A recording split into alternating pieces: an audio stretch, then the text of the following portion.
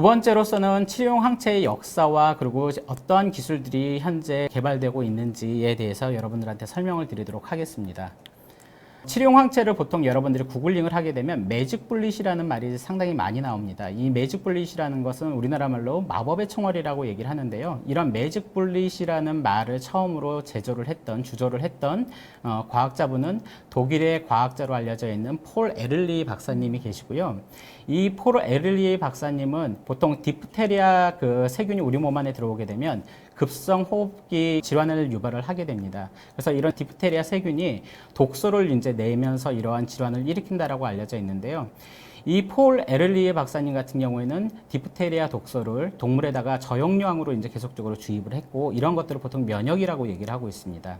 그렇게 되면 일정 시간이 지나게 되면 동물 몸 안에서는 이런 디프테리아를 예방할 수 있는 일종의 혈청이 만들어지게 되는데, 이 혈청 안에 항체들이 많이 생기게 됩니다. 그래서 이러한 그 혈청을 이용해서 실제 디프테리아 세균으로부터 일어날 수 있는 질병을 예방할 수 있는 그런 일종의 오늘날의 백신에 대한 그런 개념을 처음으로 증명을 했었고요. 실제 항체라는 것이 마법의 총알처럼 특정 질병을 표적화해서 질병을 예방하거나 치료할 수 있다는 개념을 처음으로 이제 주장을 했습니다. 그래서 이런 공로를 인정을 받아서 1908년도에 노벨상을 처음으로 이제 수상을 하게 됐고요. 그러면서 이제 항체의 개념이 처음으로 이제 제시가 되었습니다. 우리가 그 항체 의약품이라는 것을 이제 이해를 하려고 하면 단클론 항체라는 말이 상당히 많이 나옵니다. 그래서 단클론 항체와 그리고 다클론 항체라는 것이 어떻게 다른지를 이제 먼저 설명을 드리도록 하겠습니다. 방금 전에 말씀드렸던 것처럼 동물에다가 어떤 항원을 주입을 하는 것을 보통 면역화를 한다라고 얘기를 하게 되는데, 이런 항원이 주입이 되게 되면 이런 항원의 여러 부위에 결합을 할 수 있는 다양한 형태의 항체들이 우리 몸 안에 생기게 됩니다. 동물도 마찬가지고요. 그래서 이때 생기는 것을 보통 다클론 항체라고 얘기를 하는데, 이런 다클론 항체 같은 경우에는 정의를 내리기에 항원의 다양한 부위를 인지하는 항체들의 불균일한 그 혼합물 형태로 보통 다클론 항체다라고 얘기를 하고 있고요. 의약품이라고 하는 것은 하나의 동일한 그런 물질이 아주 호모지니어스하게 존재를 해야 됩니다. 그렇기 때문에 오늘날의 항체 의약품 같은 경우에는 단클론 항체 형태로 이제 개발이 됐고, 이 단클론 항체의 그러면 정의를 다시 한번 설명을 드리면, 항원의 하나의 그 항체가 결합할 수 있는 부위를 에피톱이라고 얘기를 하는데, 이런 에피톱을 인지하는 균일한 하나의 항체를 보통 단클론 항체다라고 얘기를 하고 있고요. 오늘날의 치료용 항체들은 대부분 다 단클론 항체의 형태로 이제 개발이 되고 있다라고 이해를 하시면 될 것 같습니다.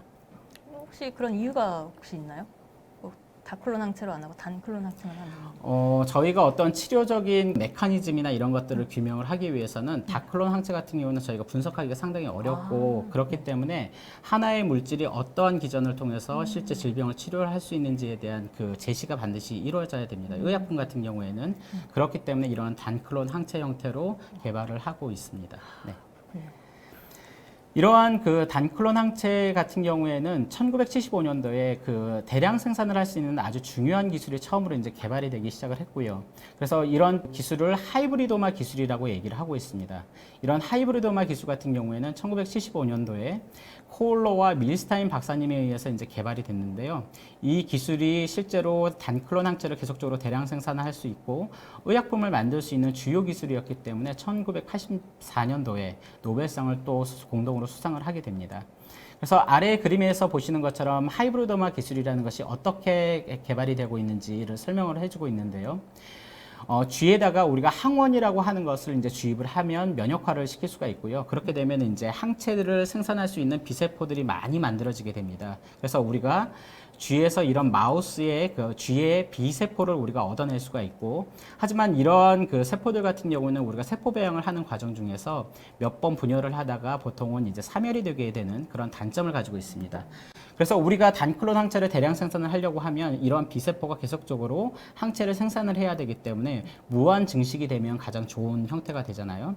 그렇기 때문에 마이엘로마라고 하는 암세포하고 이런 마우스의 비세포하고를 같이 세포 융합이라는 과정을 통해서 하이브리도마라고 하는 계속적으로 무한 증식을 할 수 있는 그런 형태의 새로운 형태의 그 세포로 우리가 이제 개발을 했었고요. 그래서 이러한 하이브리도마에서 실제로 하나의 항체만을 생산하는 그러한 세포 세포를 이제 저희가 최종적으로 선별을 하게 됩니다. 그래서 이러한 세포를 가지고 우리가 대량 배양을 하게 되면 하나의 그 비세포에서 하나의 항체가 대량 생산을 할 수 있는 그런 우리가 조건을 확립을 할 수가 있고, 거기에서 우리가 단크론 항체를 대량 생산을 하고 정제를 해낼 수 있는 그런 형태로 이제 개발이 될 수가 있는 기술이라고 할 수 있겠습니다. 이러한 그 하이브리도마 기술을 통해서 처음으로 우리가 그 FDA 식약처의 허가를 받은 최초의 항체가 이제 그 개발이 되게 되는데요. 이 항체를 OKT3라고 얘기를 하고 있습니다. 이 OKT3는 1985년도에 최초로 미국의 식약처 허가를 받은 마우스에서 만들어진 항체를 얘기를 하고 있고요. 보통 우리가 나이가 많이 들거나 아니면 질병을 가지게 되면 보통 장기 부전이라는 것이 이제 생기게 되고, 그렇게 되면 이제 장기 이식을 하게 되게 되는데요. 이런 장기 이식을 할 때 가장 커다란 문제가 뭐냐면 면역 거부 반응이라는 그런 반응들이 일어나게 됩니다. 그래서 도너의 오건을 우리 몸 안에 있는 셀프로 인지를 못하기 때문에 우리의 면역계가 이제 면역 반응을 과도하게 이제 일으키게 되는 그런 반응을 얘기를 하고 있는데요. 많은 면역학자들이 이런 면역 거부 반응에 대한 연구를 진행하다가 보니까 T세포가 상당히 이런 반응에 중요한 역할을 한다라고 이제 기존에 많이 보고가 됐었고요. 그래서 이 OKT3 같은 경우에는 면역 거부 반응 억제제로 이제 처음에 개발이 됐습니다. 그래서 OKT3 자체가 T세포의 표면에는 CD3라는 항원이 존재를 하게 되는데, 이 항원에 결합하는 그런 항체로 개발이 됐고, 그래서 이 OKT3가 이제 CD3라는 항원에 결합을 하게 되면 T세포가 결과적으로는 사멸이 돼서 면역 거부 반응이 오히려 완화가 되는 그런 형태의 치료 효과를 나타낼 수가 있습니다. 그래서 이제 최종적으로는 면역 거부 반응 억제제로 식약처의 허가를 받은 그런 최초의 마우스 항체라고 이제 알려져 있고요. 하지만 이러한 OKT3는 몇 년이 지나지 않아서 이제 그 실제적으로 이제 임상에서 많이 사용이 되지 않는 치료용 항체로 이제 알려지기 시작을 했는데, 이런 OKT3의 치료적인 한계는 면역원성이라는 것이 이제 유발된다라는 것이 이제 알려지기 시작을 했습니다. 면역원성의 정의를 말씀을 드리면, 단백질 의약품이 우리 체내에 들어왔을 때 면역 반응을 유발할 수 있는 그런 성질을 면역원성이라고 얘기를 하고 있고요.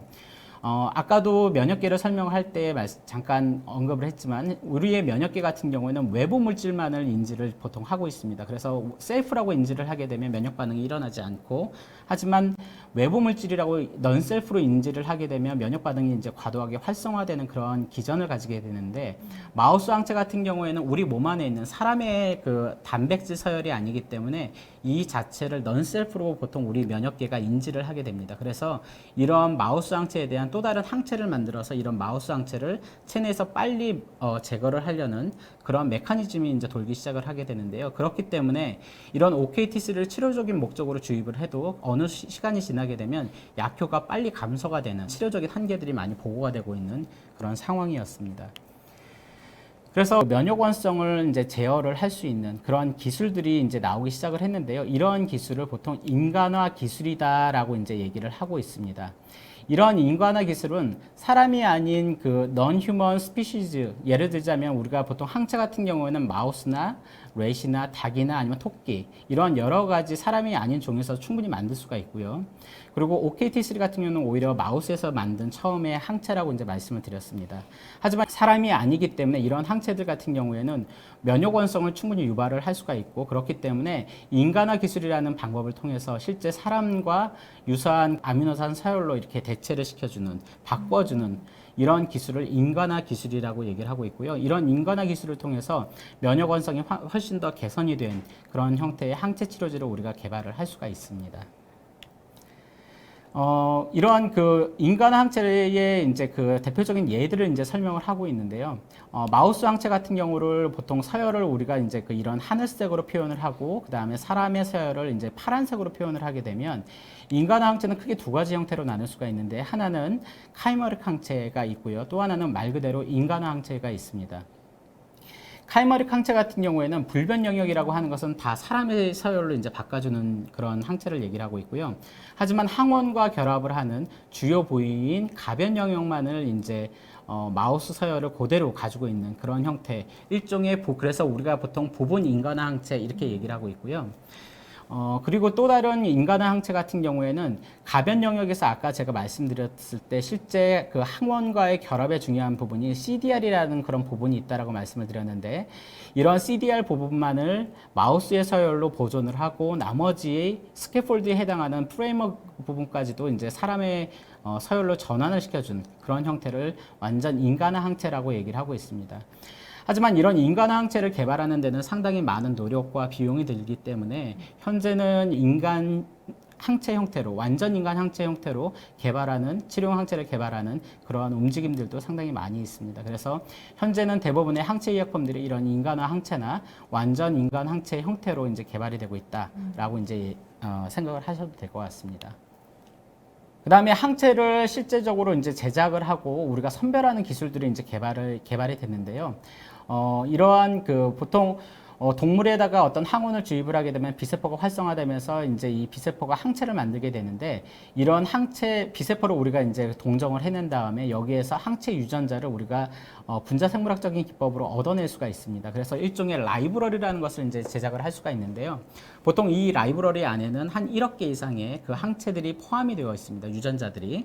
그래서 이런 유전자들을 발현을 할 수 있는 일종의 도구가 필요한데, 이런 도구를 보통 페이지라는 도구를 이용해서 이런 항체의 유전자를 페이지의 끝부분에다가 우리가 디스플레이를 시킬 수가 있습니다. 그렇게 되게 되면 여러 가지 항체 유전자들이 발현되어 있는 이런 페이지에서 우리가 원하는 특정 항원에 대한 항체가 발현되어 있는 페이지만을 우리가 선별을 해낼 수가 있는데, 이러한 기술을 보통 페이지 디스플레이 기술이다라고 얘기를 하고 있고요.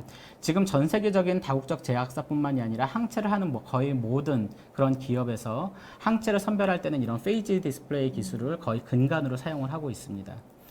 이런 페이지 디스플레이 기술 같은 경우에는 이제 미국의 미주리 대학의 조지 스미스 박사님이 이제 처음으로 이제 만드셨고요. 이런 기술을 고안을 하셨고, 1985년도에 처음으로 이제 그 제안을 했을 때는 페이지의 끝부분에다가 이제 펩타이드를 이렇게 붙이는 디스플레이를 하는 그런 방식으로 이제 최초로 개발을 했지만, 최근에 이제 이용을 하고 있는 항체가 디스플레이 되어 있는 것은 미국 스크립스 연구소의 리차드 러너나 아니면 카를로스 발바스 박사와 그다음에 캠브리지 대학의 그렉 윈터 박사에 의해서 오늘날의 그 항체 선별 기법으로 이제 많이 발전이 됐습니다. 그래서 이러한 기법을 통해서 이제 충분히 몸 밖에서 우리가 이제 항체라는 것을 선별해낼 수 있는 그런 기법들이 많이 사용이 되고 있다라고 할 수 있겠고요.